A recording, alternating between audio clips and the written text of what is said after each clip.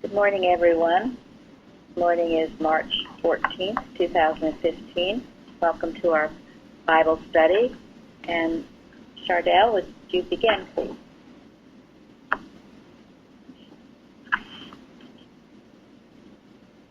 If you're there, we can't hear you. Okay, I have to unmute myself. Okay, now we... Good morning. All right, good, thank you. Spirit is the only substance, the invisible, indivisible, infinite God. Mary Baker Eddy. Today we'll talk about substance. Number 1, what does righteousness mean in Proverbs 8:8-9, and 18-20?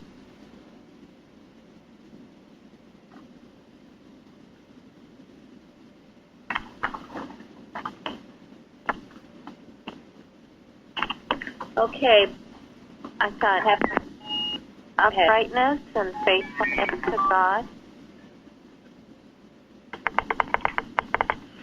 Okay, uprightness and faithfulness to God. Who else? I have moral possessions and heart right with God. And I have from the Moffat Bible, nothing false or wrong, honest. Thank you. I like rectitude, the rightness of principle, and I like exact conformity to truth. I think that makes it more practical for me. Thank you. I like that too. So that's a good point. I remember Mrs. Evans in the early days teaching that you can tell a truly righteous person because there's like a rod of steel within them, and you know that there's a line that you just don't cross. They stand for what is right, and they don't tolerate anything that isn't, and you can feel it when you're in their presence. Yeah, and you can trust it. Right. It's something to aspire to. It means that people will not walk over you. It's just this uprightness inside, and they will respect you. Sometimes they don't like you. Sometimes they will be critical of you, but that's all right. And respect, of course, is the most important. And usually respect comes a right sense of love. But to me, this is a very important point. These questions, I looked up righteous and righteousness in the concordance, and there are a couple of pages. This is the Bible concordance. There's a lot that the Bible says about righteous and righteousness. Like the definition I found of righteous in the 1828, one who is holy in heart and observant of the divine commands in practice. And then righteousness, purity of heart and rectitude of life, conformity of heart and life to the divine law. It is a moral sense within you that you don't deviate from. And then also the definition of rectitude, which is very important, is rightness of principle or practice, uprightness of mind, exact conformity to truth, or to the rules prescribed by moral conduct. And then it says, the more nearly the rectitude of men approaches the standard of the divine law, the more exalted and dignified is their character. That's the steel that Gary was talking about. And you know it when you feel it in someone. There is a line you don't cross. You don't get too familiar. I know in history, studying about George Washington, he was definitely like that. There was a line you did not cross with him.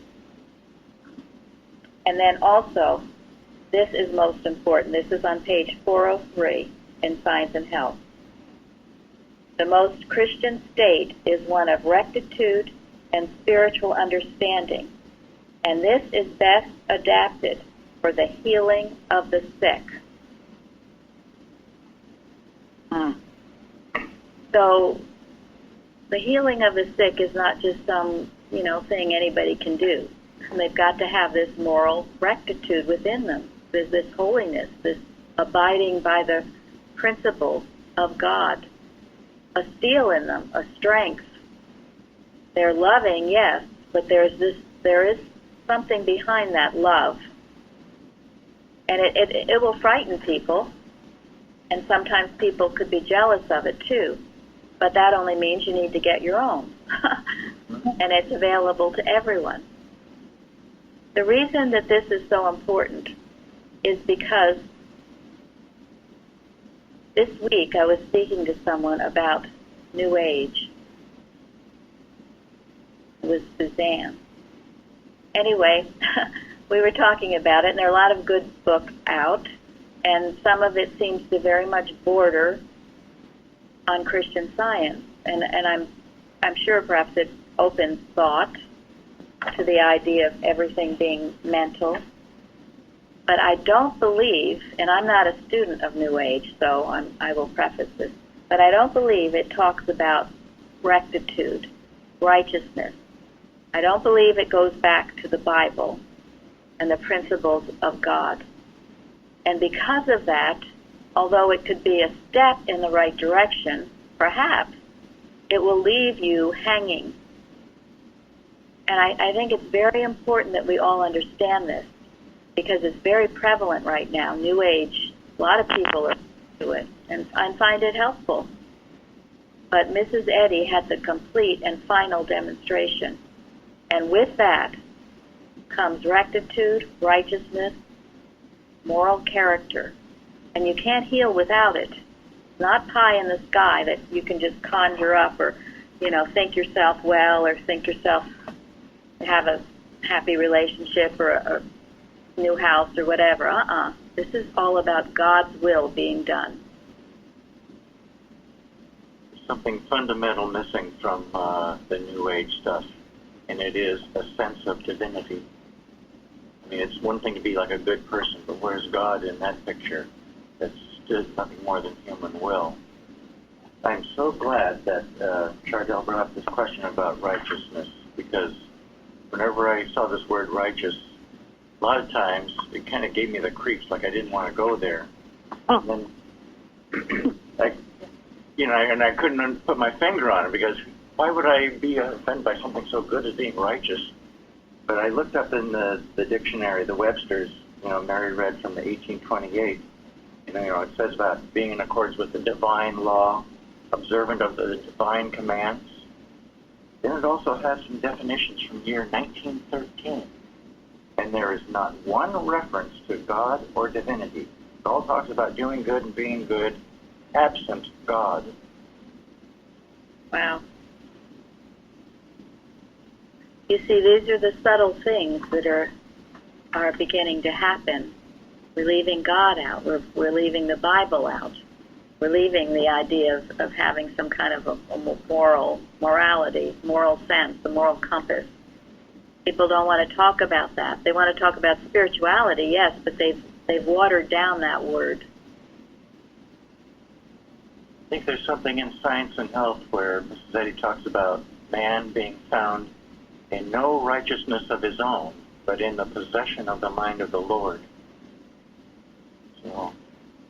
Right, and that's too a very important point about righteousness. What is self-righteousness? You think you're important to human sense? Yes. There's a huge, huge difference, isn't there? Yeah, that's pride. Yeah, right. And don't ever confuse the two. Don't ever think self-righteous means it is pride. You think you're right. You may be. The Pharisees were self-righteous. They knew they could quote everything. They knew all the laws and principles, but they didn't have this rectitude, moral rectitude, uprightness, and they're living it. So don't get those two ever confused. Self-righteousness is to be avoided like the plague. Yeah. I'd like someone who could read the Proverbs. Does anyone have the book open? Okay, I yeah. have Are you, this. okay, go ahead. Who said? Elizabeth? That's Linda. I don't know who else said it, but I'll read it if you want. Thank you. Okay, so Proverbs 8, and you want me to read 8 and 9 and 18 through 20? Yes. Okay. All the words of my mouth are in righteousness. There is nothing forward or perverse in them. They are all plain to him that understandeth, and right to them that find knowledge. Riches and honor are with me, yea, durable riches and righteousness. My fruit is better than gold, yea, than fine gold, and my revenue than choice silver. Then there's one more line. I lead in the way of righteousness in the midst of the paths of judgment. Thank you. And just to make sure everybody understands, who is it that is speaking this? Yes. Who is it that it's referring to? I think it was God. Wisdom. Wisdom. Uh. Correct. Yeah. And we've talked about the great importance of wisdom. Can't be underestimated, your wisdom from God, who giveth it to you liberally. So, and I like that first, the 8 and 9, about not having a perverse, all your words are in righteousness, nothing forward or perverse in them. And that's how our words should be, in righteousness. And when they are, they well up from the heart, they well up as a reflection of God, they will meet another's need. For love is reflected in love. So That gets back to wisdom, which is divine. There's nothing human in wisdom. So, a good point. Thank you, Chardell. Anybody else who would like to add to this? Oh, I'd like to add. Thank you. So I just looked it up in the Webster's, and what caught my eye I thought was interesting is that. Can you hear Yep. me? So anyway, it says that just sort of paraphrasing just a slight bit, but righteousness is the perfection of God. Oh, good. Okay. Puts it where it belongs. Yeah, that's a tall order. So, yeah, that's why we be careful if you think you are righteous.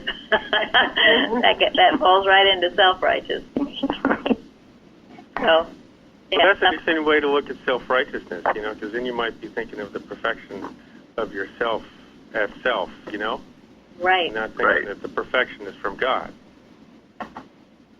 Yes. Right. Yes, thank you. All of this, the things, the characteristics of it, of righteousness, are from God. Because just as Jesus said, don't call me good, there's only one good, and that's God. That's true about everything. There's only one righteous, and that's God. And if you know that, that keeps you humble. You can reflect that righteousness, but it's God's. Not yours. Yikes, so that. What was that? I also found comprehending holy principles and affections of the heart and life to the divine law. I thought that said it all. Comes from the heart. Thank you. I see it as wisdom to see what is really worthwhile to reach for, not golden riches, but the wisdom of having faith in God.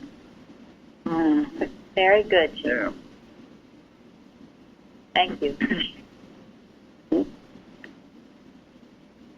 Anyone else?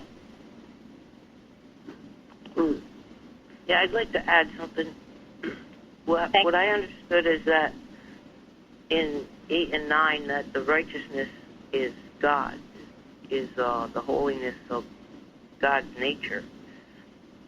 And that when we are obedient to that righteousness, which doesn't lead us astray, isn't perverse, then we are righteous in God.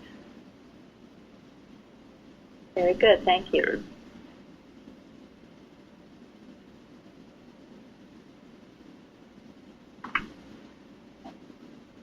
Okay, anybody else?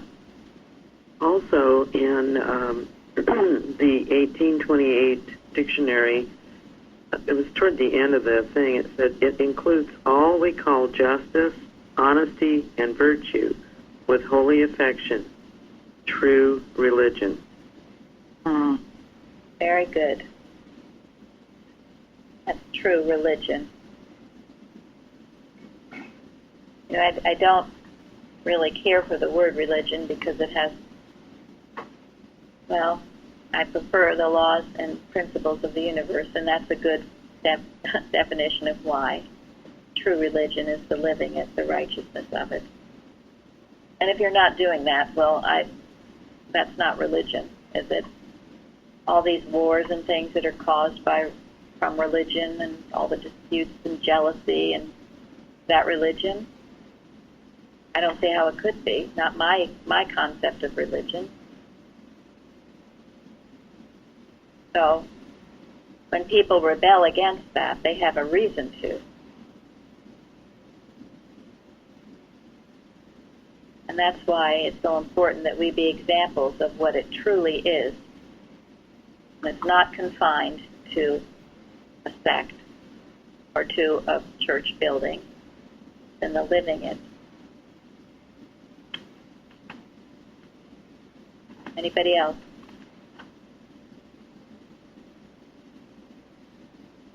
Okay, Chardell? Thank you. Before we go on, I was a little nervous in the beginning, and I forgot to thank Fairley, who helped me and gave me all kinds of spiritual guidance. She's the one who told me to put this question up to number 1. So thank you, Fairley. And it was beautiful what everyone just shared. Number 2, how did Abraham and Jesus demonstrate righteousness? And how do we demonstrate righteousness?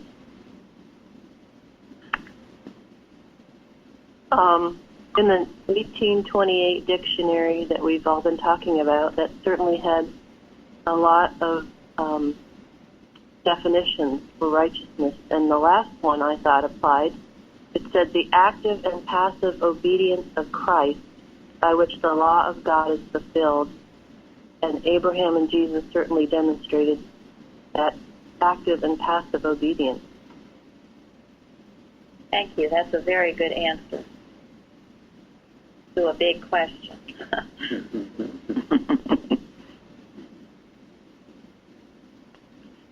Anybody else?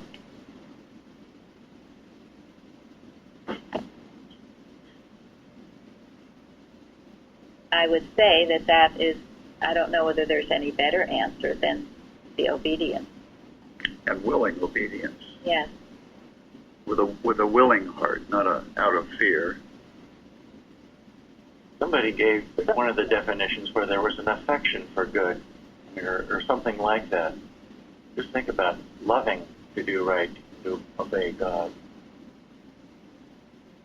And also being faithful. Thank you, yes.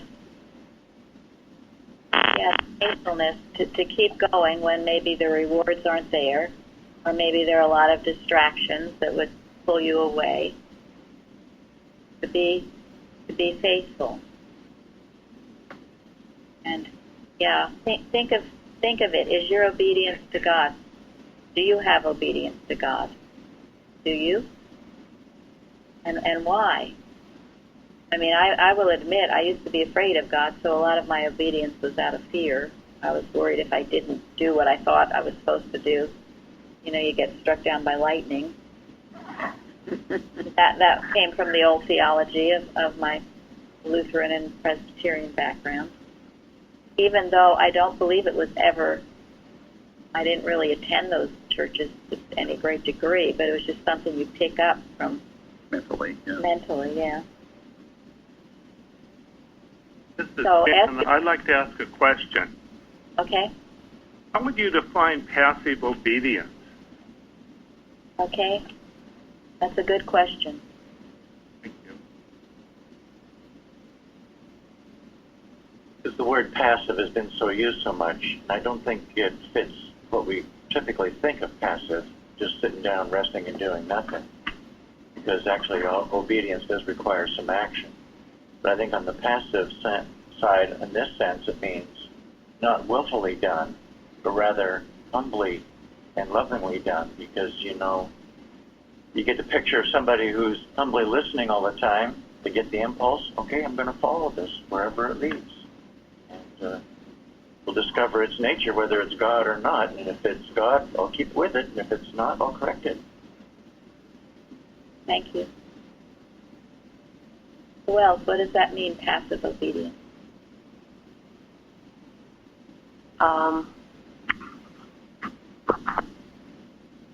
How about quietly listening to God? That's good. Well, listening is one thing, but does that mean that there is obedience? I think it would be obeying no matter what. Passive obedience?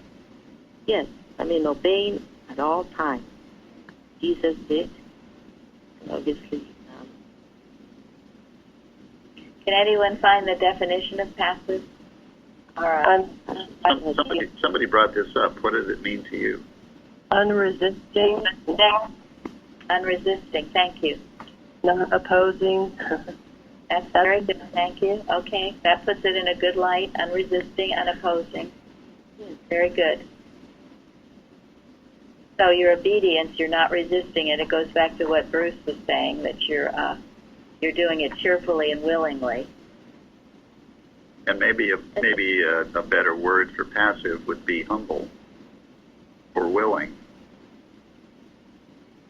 In that. And I think. Sorry. Yeah. Go ahead.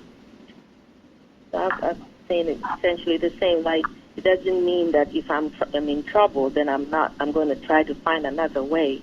Doesn't matter what, I am going to stay with God. Obey Him, love Him.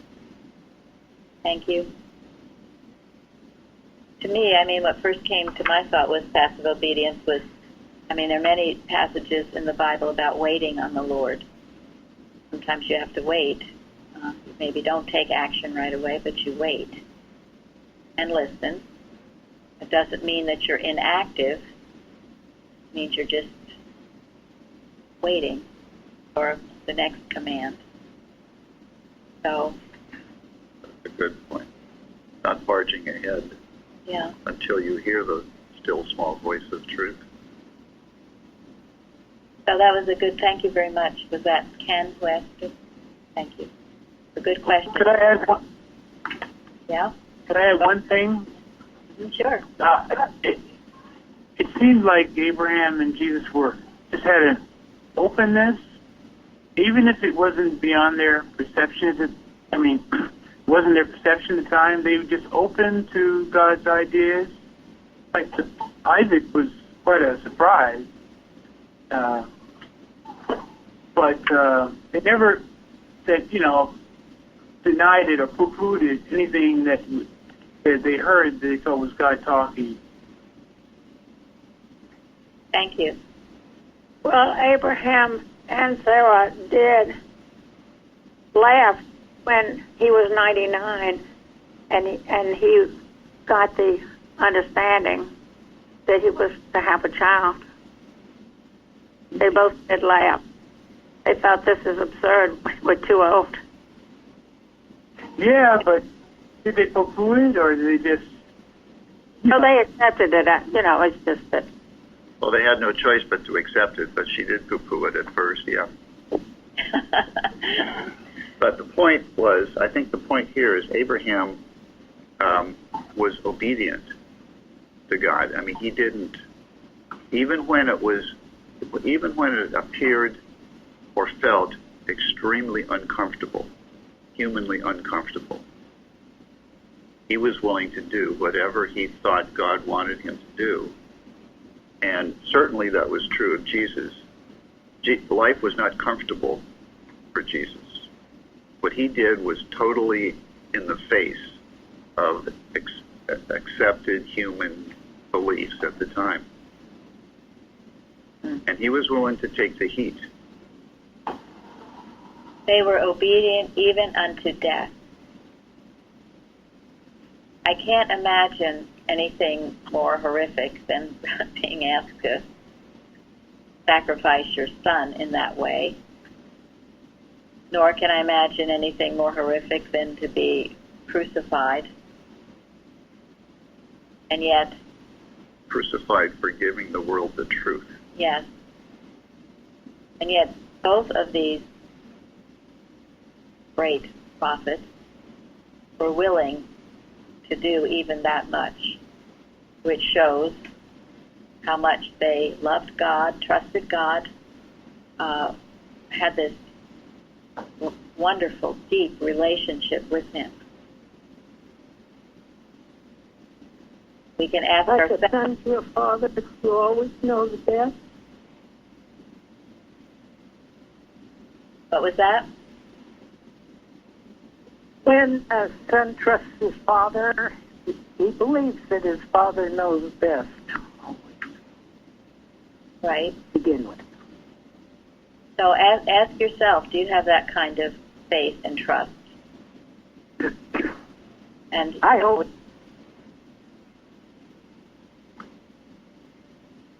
Probably we all have more to do.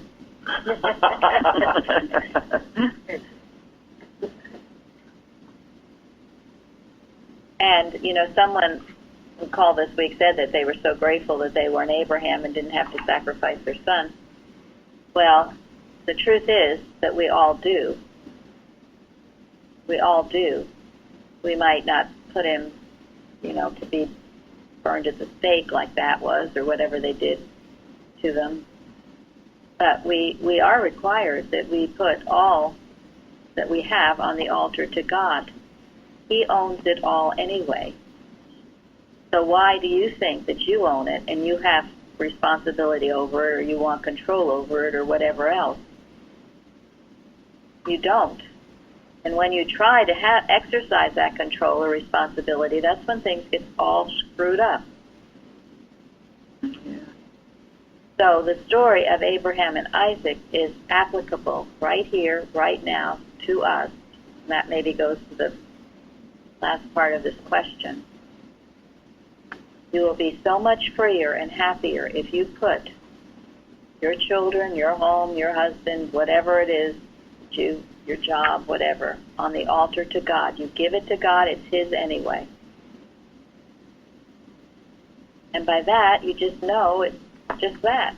He owns it. He'll care for it. Does anyone have any questions on this?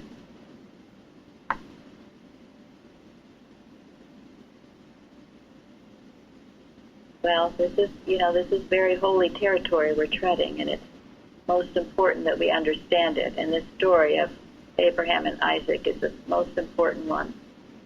And of course, when he was willing to do it, what happened? He didn't have to do it. Right. He was rewarded. What was that? He was rewarded. He was rewarded, and he didn't have to do it. No, and then he was to be the father of a great nation. Yes. And you say he was rewarded. Exactly what does that mean? Well, I mean that his life was enlarged through God and through his faithfulness. That he became the beginning of what would be a great nation. And while he didn't live to see it, No, he didn't. he was used by God to do great things for God. And that's because he overcame this, whether you want to call it a temptation or a test. And really his greatest reward, more than any physical thing, was the peace that comes when you do this. That's the reward. I think the lesson for me especially is when you put it all on the altar for God, that opens the door for healing. It's one thing to think, well, I got this issue to work through, and I got to work it through and find a resolution. When it comes down to the end, you give it all to God, and you release the whole thing, are in a receptive mode. You've opened the door for healing. You've gotten rid of everything that's resisting. Yes. You've just surrendered. You've surrendered everything to God. And I think I've told this story. I read it, I forget where, but it was about Nathaniel Hawthorne, the great author. And he had a daughter who was near death. They were waiting for her to pass on. And his wife went by her bedside and prayed, and I'm sure thought of these Bible stories, and just said, Father, this child is yours. I give her, I surrender her to you. And that's when the fever started to go down, and she recovered. So do that. Don't get to the point where it's so dire. Do it before that. And you'll find a great sense of peace and joy when you understand that God owns it all. We are just stewards. We are here to express Him, to reflect Him. Nothing personal about this. No personal achievements or ambitions or anything. Surrender it to God, and He will direct your path. And in the case of Abraham, yes, he was the, quote, father of a great nation. But his reward was in his seeing the tremendous love that God is for all of us. That was his reward. Yeah.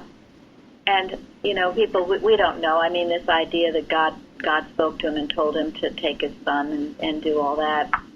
We can debate on whether that was true, whether that was his preconceived notion of what he thought he should do, or whether, God would never ask that like that. I don't believe that to be true or understand that to be true. But in one of the passages I read about him, it said that, maybe he just gotten carried away with his child. It was this beloved child they waited so long for. He was just, oh my gosh, this is just was the apple of his eye. And maybe it was a sense that he loved this child more than God. You have to be careful of that.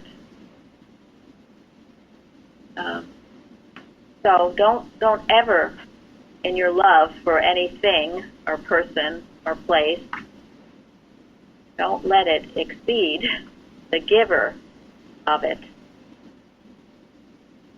Remember who gave it, why it's here. And if you do that, it will be more permanent than if you just get enamored with the thing or the person or the place. Yes, I think there's another thing that we should clarify. Abraham was the father of a great nation. Well, what was the nation that he was the father of?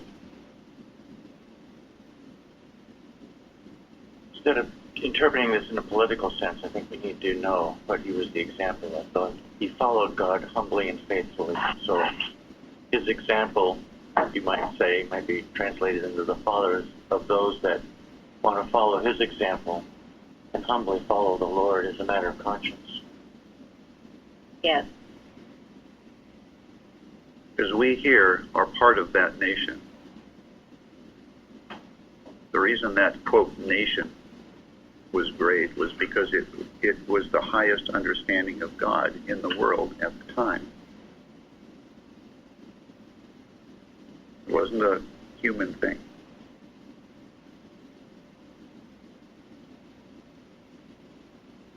Thank you. Anybody else? Okay, Shardy? Yeah, the only thing I would add to that, besides, is that when we demonstrate righteousness, part of that is forgiveness. And I thought that was interesting. Okay, number 3.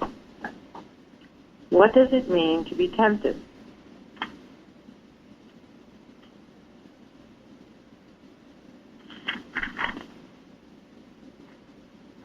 Okay, who knows what it means to be tempted?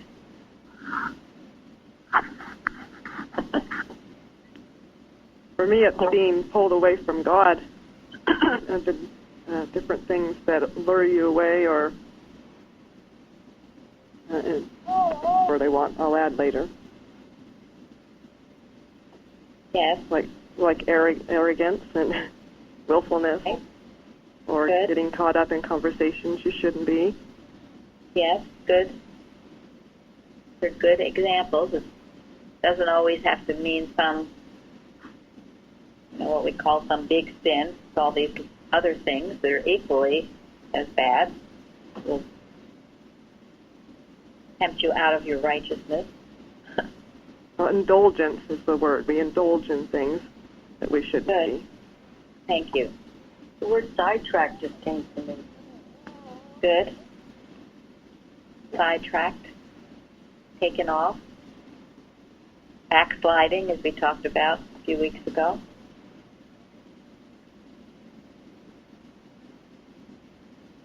And is it God who tempts us?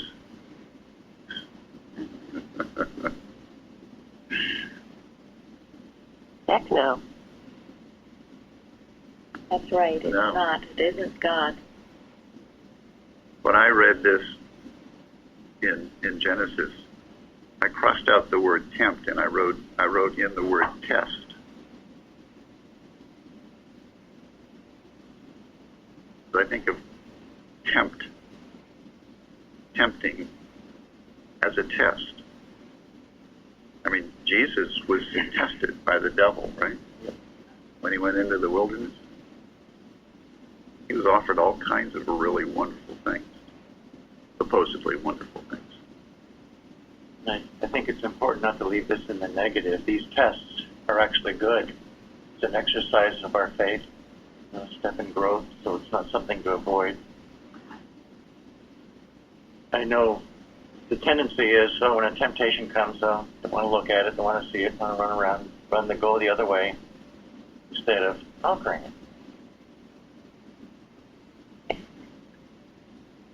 It just seems like the only way that you would gain that steel that you were talking about. Thank you. That's exactly right. Thank you. I looked up tempted in our Webster dictionary online, and there was a brief definition in 1828, which was good. And in 1913, there was no definition at all. And it makes me wonder, what's going on? Did this word disappear from the vocabulary? I think what disappeared was the rectitude that would stand up to temptations, face them, and conquer them instead of run away from them. So by 1913, I think they were starting to run away from them. Like what happened in the years after 1913. Yeah, look what Well, happened. exactly. And as we have talked about, Mrs. Eddy passed on in 1910. And, Jeremy was saying about Laura Sargent. She passed on not too long. 1915. The few there that were left at Chestnut Hill who knew how to watch, they were gone. And all hell broke loose. You've been called upon something, a very holy and honorable position. And, sometimes I try not to think of it because I shudder at the thought, but it's true. We can't deny it. If there are others who knew how to work in this way, well, that's great, good, and I pray they are. But sometimes it would seem not so. So, and as been said, if not us, who? And if not now, when? I read, and this was in Matthew Henry, where he said that the tempting is not to draw you to sin, but to discover your graces, how strong they are, that they might be found to praise and honor and to glory of God. So that's sort of along the lines of what Jeremy said. When you're tested, then you find out. Do you really believe all this stuff you've been talking about? Yeah. You put your money where your mouth is, as they say. Mm-hmm. because we can hear people talk a good game, and then the first little thing that comes along, and they're blown away. This is your test. It's just like in math. You get given a problem. Are you going to work it out, or are you going to throw your hands up and run like heck? I think that's the real important point to get from this, is that if you're anyone who is a sincere and honest student of Christian Science is going to be tested. It's just the way it works. You study this science, you learn something, you grow, and you're going to be tested. So be ready for it. Someone's going to come along and say, okay, you think you know this? Prove it. And you'll be given an opportunity to prove it. And if you're faithful, you will prove it. And as you prove it in the little things, you will be made ruler over many. That's the way it works. So when tests come, don't be afraid of them. Don't think, oh my gosh, what did I do wrong? But rather rejoice. Okay, God, I'm being tested here, so help me. Rejoice that your name is written in heaven. The devil doesn't shoot a dead dog. Yeah, that was that last week. That was what we talked about last week at the round table. It's only when you're doing something that you will be tested. So it's a good sign when you're tested, and you should be glad of it. And you wouldn't be tested if you weren't capable to pass the test. The tests come according to your capabilities. You're never given more than what you can do. That's part of the laws and rules of the universe. So never think that you're overwhelmed with something. That's part of the devil, to get you discouraged and not do what you should. Part of his ploy. If it comes to you, you're capable of meeting it, only with God. Trials are proof of God's care. Thank you, yes. They are. And you will find, when you come out on the other side of that trial, you will be so much better than before you went into it. What were you going to say? I was just going to ask a question on how do you think about it when you haven't done well? I mean, you're going to learn from it and do better, but how do you avoid the kind of spiraling down of discouragement that you didn't prove well what you knew, or learning, making mistakes? Well, you just do better. Okay. I mean, none of us gets everything right all the time.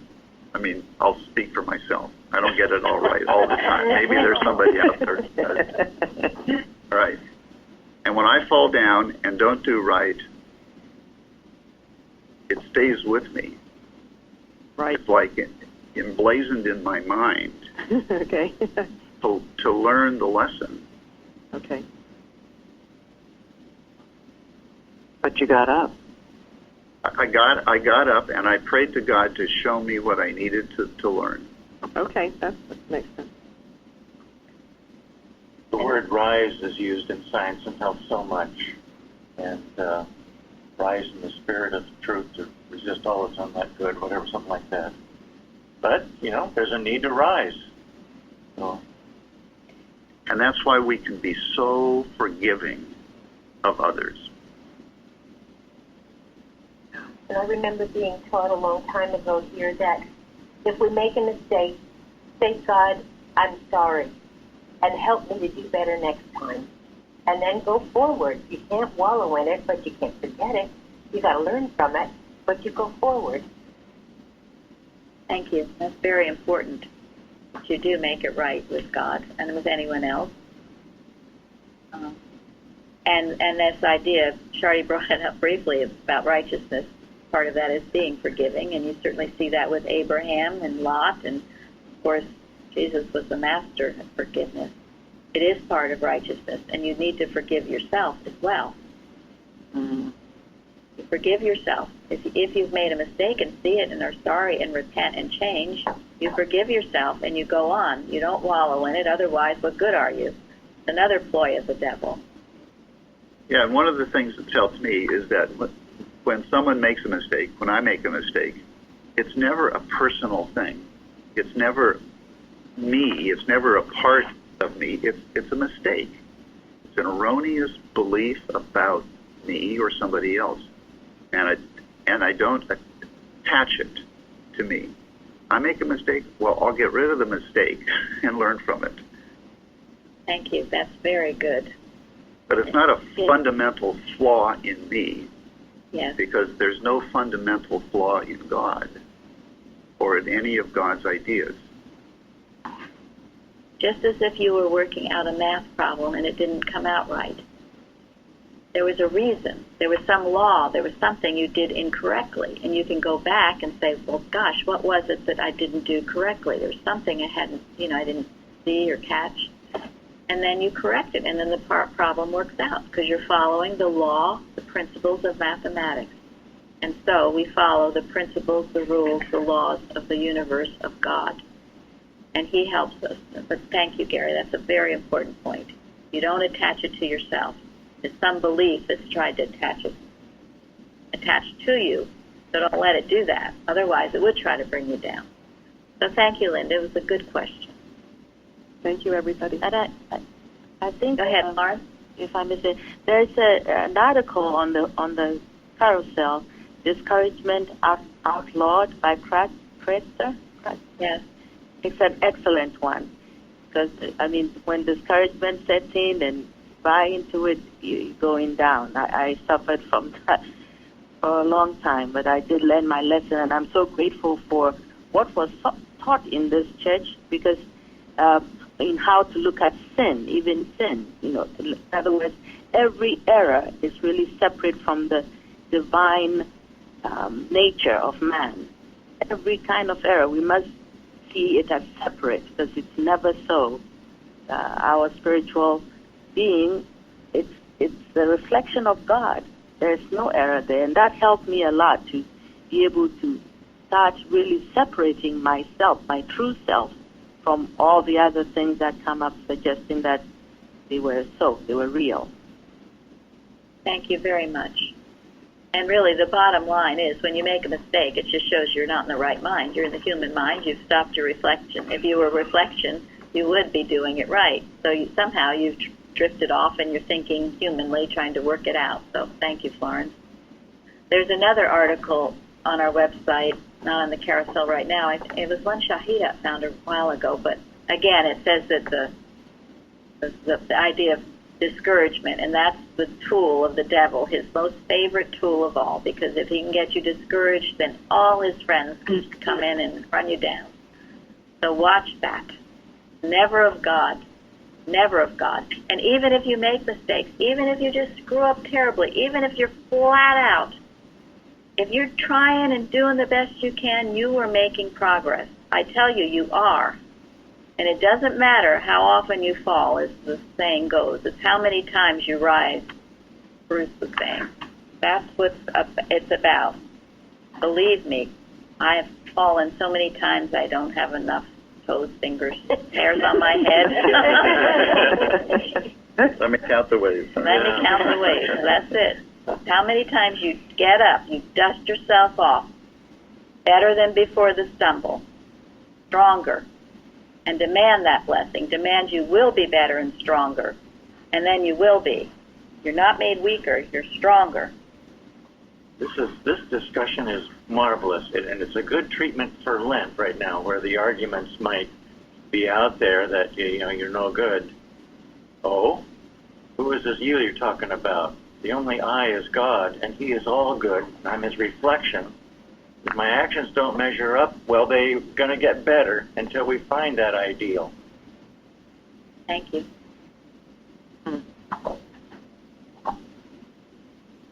There's a watching point, and it refers to, I think it's a mythical god, but it talks about every time the mythical god fell to the earth, he would gain more and more strength from the Mother Earth and rise up higher and better than before. That's probably not exactly but that's the sense of it. And I've always remembered that. So, gain your strength from God. Rise up better, stronger than before the fall. Think of that. Be infused with His power and strength. and drop the beliefs that cause you to stumble in the first place. Okay. How are we doing, Charlie? I'd like to skip them and go to 7. I really would like to get to 7. How do you feel about that? Yeah. You're the moderator. Yeah, since we only have 5 minutes left. Whatever you think. I did want to mention something too about the word compare. Okay. The word compare, yeah. You know, that saying, comparisons are odious. Okay. To compare, and I'm left it in because it's a good discussion. It's something a lot of people think about. To compare Abraham and Jesus. Well, for one thing, Jesus Christ was in a league of his own. Right. And so, just be careful of any comparisons. We're all individuals, and we all have our unique plan in God's universe. Right. As individuals. So I was amused. I looked up, because I'd always heard comparisons are odious. I thought it was Shakespeare, so I looked it up, and Shakespeare says in Much Ado About Nothing, which was a comedy, that comparisons are odorous. And he did that on purpose. It was supposed to be a joke, because that means comparisons stink. Anyway, I just thought that was, I always thought it was odious, and I thought that's how Shakespeare said it, but he said no, it was odorous, and it was a joke. So, anyway, okay, let's skip over. Let's just talk about substance. Okay. It's having to do with, spiritual assurance. You don't have to compare them, but they showed substance. Both Abraham, of course, Jesus, as you say, is incomparable. You want to talk about that? Sure. How do we? You're the moderator. Substance? I think I've got a few notches to go.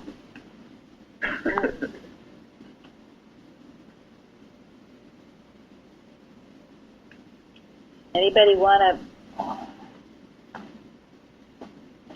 this idea, faith is the substance of things hoped for, the evidence of things not seen. When you have faith, it will result in substance. It will result in something tangible, really, spiritually tangible. It will result in some good. All through this lesson, it's all about faith, trusting God, having this faith. There was something I read, and it was by, I'm looking up things on the internet, and it's by someone named Charles Spurgeon. Maybe you've heard of him. He lived in the 1800s.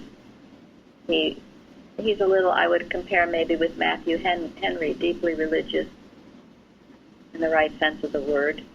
And he's written some actually amazing sermons, gotten quite a few interesting things from what he said. And this sermon was a sermon from 1869. But and I never in a million years thought about this, but he likened this sacrifice, Abraham sacrificing Isaac, to God so loved the world that he gave his only begotten Son, that whoever believes in him should not perish, but have everlasting life. I had never, ever thought about that before, but what this sermon did for me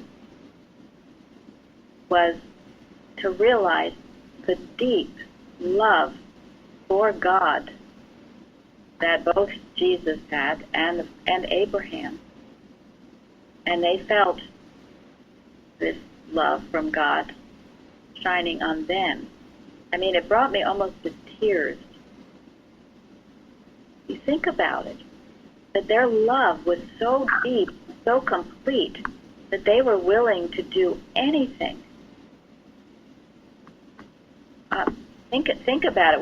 We often talk about, well, do we feel the love of God? And, you know, I mean, after reading this, I think, well, even myself, maybe it's just rather superficial. And I've mentioned time and again how struck I am, but Jesus never referred to God as anything but Father. Do you ever remember, is there an example that he says, God said this, or God told me to do that? It's always Father. Even when he was 12 years old, he said, I have to be about my Father's business. Now, we know God isn't a man in the sky, but to feel somewhere in your heart that he is this God of love, like the most loving Father you could ever imagine, and we are loved by him. And this idea, he gave his only begotten Son, and he did. I mean, the Bible says it more than once. Jesus was sacrificed, wasn't he? He went through the crucifixion, only to rise to the resurrection.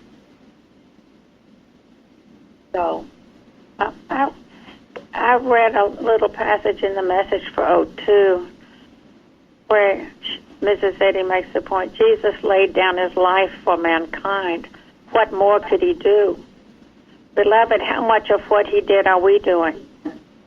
Yet he said, the works that I do shall he do. When this prophecy of the great teacher is fulfilled, we shall have more effective healers and less theorizing. Faith without proof loses its life, and it should be buried. Amen. Thank you. Thank you. That's excellent. Maybe that's a good way to end. I'm not sure if we answered that last question, but I think we answered it very well. Yes. So thank you very much, Chardell. Yeah, thank you, Shari, for stepping Thank up. you. Yes, Thank you, everyone, Thank for you. contributing. yes, thank you all. Good answers.